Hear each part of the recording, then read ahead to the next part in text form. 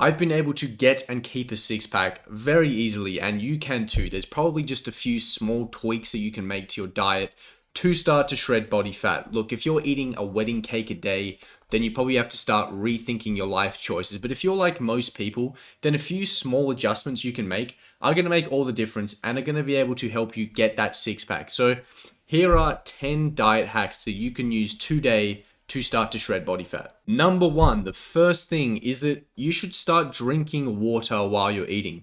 Drink water before or during. So I have this epic tequila bottle of water because I'm a hero, but I'll just drink this either before I eat or when I'm eating. So it's basically a liter of water. What happens is it's going to fill up your stomach, and when your stomach feels full, you're going to feel more full. Even though water is 0 calories and you haven't actually increased your calorie intake, because your stomach is more full, you feel more full. You're less likely to want to eat more to feel hungry. So that's a nice little thing you can do.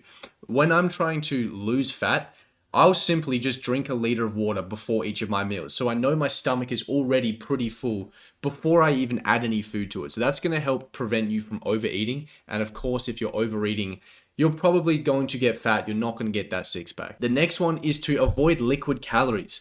If you're trying to lose fat, but you're drinking liquid calories, that is so stupid, okay? That is so dumb. Liquid calories are just the easiest way to just get a crap ton of calories down you and not feel full at all.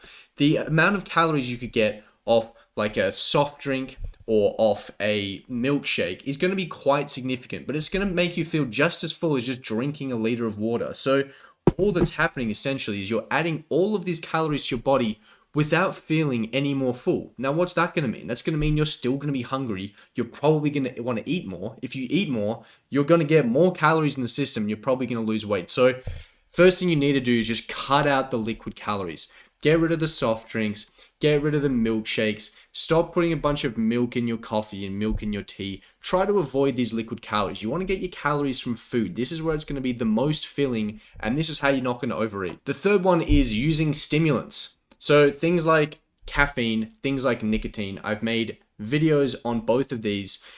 Most people are using these incorrectly. Most people are addicted to caffeine. They're addicted to nicotine. They're using too much. But if you can learn how to use it properly, how to cycle these effectively, then what you get is a fantastic appetite suppressant on top of the fact that it gives you energy. So it's essentially like eating a meal. When you eat food, what happens?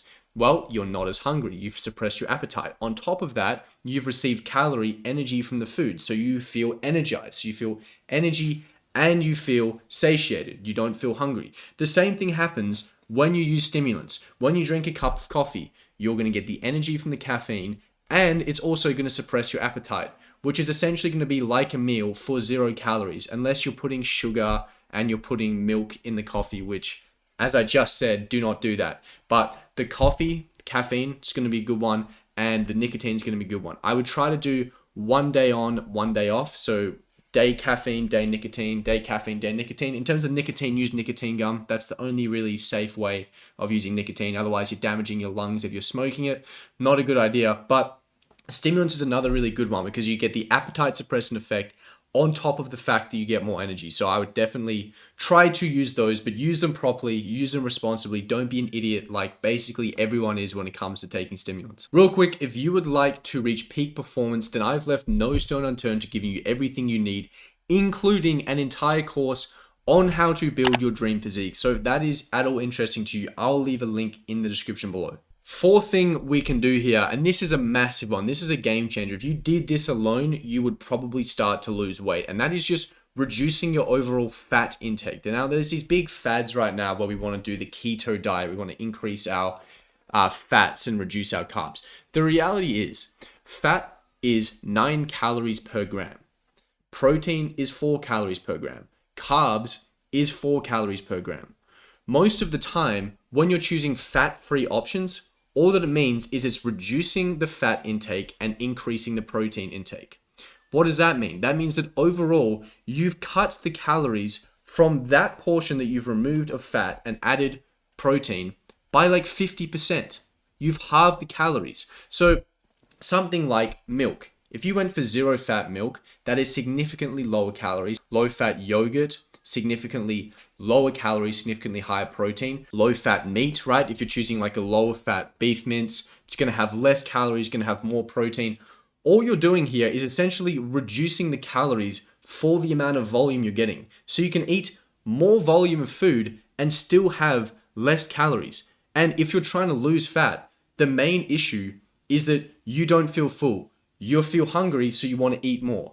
If you keep the volume the same, but because you've reduced your fat intake, you're getting less overall calories, this is 100% going to help you lose fat. Now, we want a certain amount of fat in our diet. Fat is going to be helpful for your hormone levels in particular. But if you're getting around 50 to 70 grams of fat, after that, all the rest of that fat is basically just adding a bunch of calories. Now, yes, fat tastes great, but if something tastes 80% as good, but is 50% of the calories, that is of course going to be worth it. You can eat double that, okay? You can basically eat double the volume, and you can't tell me that something that is 80% as good is not worth it if it's half the calories. If you make these small little changes, it is going to change the amount of calories you're eating, which is going to help you lose the fat. Number 5, and this was a massive one for me, is meal prep. I've been meal prepping pretty much every meal for the last 2 years, okay? I'll meal prep a week of food in advance, which basically means that I have to make one good decision a week, which is when I'm cooking the food and going to the grocery store.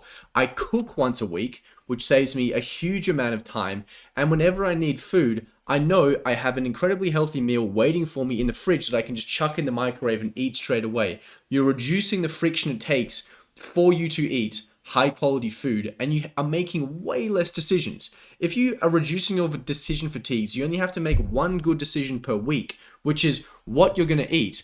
You just make a whole week of meals, okay? That might take you 2 hours for an entire week of meals, and you have high quality food. You know exactly what you're eating. You only have to make one good decision a week. The meal prep is a super underrated thing that you can be doing to lose fat. Number 6 is protein. Increase your protein intake. Protein is absolutely necessary for building and growing muscle. We're going to throw that out the side because we're not even considering building muscle here.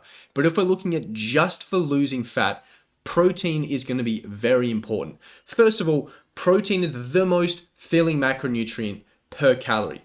As we know, fats are 9 calories per gram, whereas protein is 4 calories per gram. So on a calorie for calorie basis, you're going to get significantly more volume and feel more full on protein than you would on fats. But then when we look at carbohydrates, 100 grams of carbohydrates is significantly less filling than 100 grams of protein. And give it like an hour, 2 hours, you're going to be hungry if you just ate 100 grams of carbs. But if you ate 100 grams of protein, that's going to keep you full for a lot longer. So you're going to feel full, and you're going to feel full for longer when you eat protein.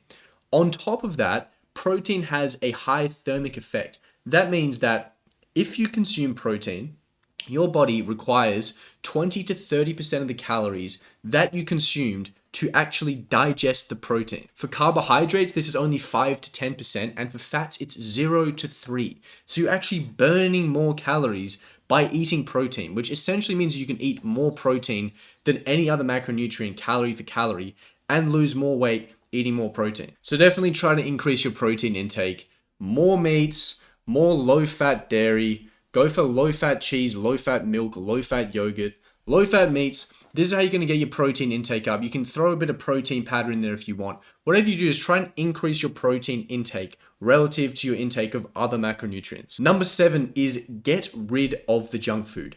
If right now you have ice cream in the freezer, you have cookies in the pantry, you have chocolate in the fridge, all that's going to happen is that at a moment of weakness, you have cookies, you have ice cream, you have chocolate. You can just snatch it. You can just grab it and eat it straight away. It's so easy. The friction is so low for you to eat something that you know is not going to help you lose weight. If you don't have any of this stuff in your house, then it's impossible for you to eat it. You would have to go to the shops, go and buy it, make a bad decision. You have more time to contemplate doing it. A lot harder than if you can just reach into the pantry and grab the cookies, okay? I noticed this when I went back home to see my family, and there was some chocolates in the fridge. And every single time you went to eat something, you would have to look past the chocolates to get something. And guess what? I wasn't perfect. Few times I grabbed some chocolates. That's just going to happen. But guess what? When I'm at home, when I'm at my house right now, I don't have the option. There's no chocolates in the fridge. There's no cookies in the pantry. There's no ice cream in the fridge or in the freezer. So I have no option to eat bad foods. If you create a great environment where you don't even have the ability to eat junk, it's going to be very, very hard for you to get fat. And it's going to be very, very easy for you to lose weight. Number 8 is sugar-free options. If you have a choice of something and there's a sugar-free option, go for the sugar-free option, okay? I know they probably have artificial sweeteners in there. Okay, they may not be the best thing in the world, but the reality is if you go for a sugar-free option, you've instantly plummeted the calories. Most of these things, when they're sugar-free, are essentially close to 0 calories. If you look at something like a sugar-free soft drink, basically 0 calories, versus with sugar in it, it's quite a lot of calories. If you looked at something like sugar-free ice cream or sugar-free syrup, it goes from a whole lot of calories to not a lot of calories at all. Now, you can have a whole debate about are artificial sweeteners good or bad, but the reality is that artificial sweeteners are not going to be as bad as you carrying a bunch of fat around your organs. If this is the difference between you being overweight and you being shredded, you having a six-pack, then it is definitely going to be worth it for you to choose these 0 sugar options. So I would definitely recommend that if you're someone who has a massive sweet tooth, rather than just removing all the sweet food completely, just go for the sugar-free options. So much lower in calories, which means that you're going to lose weight compared to eating them with a bunch of sugar. Number 9 is intermittent fasting. Intermittent fasting is basically where you don't eat for a certain window of the day. For example, you don't eat for 16 hours and you eat for 8. All it's really doing is reducing the window of time that you eat. So let's say you eat your first meal at 12 p.m. and your last meal at 8 p.m. All that happens now, you can talk about the benefits of fasting, all this stuff, but the real benefit here comes from the fact that you're reducing your eating window. The amount of food that you can eat if you've just shrunk the window is probably a lot less. You're going to feel full. You're not going to want to overeat. So, for example, if you get up at 8 a.m. and between 8 a.m. and 12 p.m. you don't eat anything. So that's 4 hours there where you're not actually eating anything. Okay, that might be a little difficult for a while before you get used to it. But what that means is that you've just front loaded all of the effort, all of the hard work for the day for not eating, not eating junk food, not eating crap, not eating anything is all front loaded. So after 12, you can just start eating. And the reality is, if you eat a calorie surplus in those 8 hours, you're still going to get fat, but it's just harder to eat a calorie surplus. So this doesn't break the laws of thermodynamics here. You still have to eat a calorie deficit, but it is significantly easier when you reduce your overall eating window. Number 10 is just eating whole foods. Just eat more whole foods. This is single ingredient foods without a massive ingredient label, just whole naturally occurring foods like meats, like fruits, like vegetables, all this stuff. It basically makes you feel more full for the amount of calories you get in. If you eat a bunch of processed food, it's just super high in calories, super delicious, super easy to overeat. When you eat something like whole foods, you don't feel as hungry at the end of it. Your body can actually digest it because it's real food. It's a lot better for you. And when you look at things like fruits, when you look at things like vegetables, what's happening is you're eating a lot of fiber and you're eating a lot of water. That's a lot of volume that's very filling in your stomach. Just like drinking a massive bottle of water with your meals, this is adding a lot of volume to your stomach without a lot of calories, which makes you feel really full and makes it hard for you to overeat, for you to get fat. So those were the 10 diet hacks that you can incorporate today to get a six-pack. I hope you enjoyed. I hope there's some takeaways you can get out of this video. If you like the video, please like and subscribe. There's probably a video somewhere around here that you might be interested in, so I will see you there.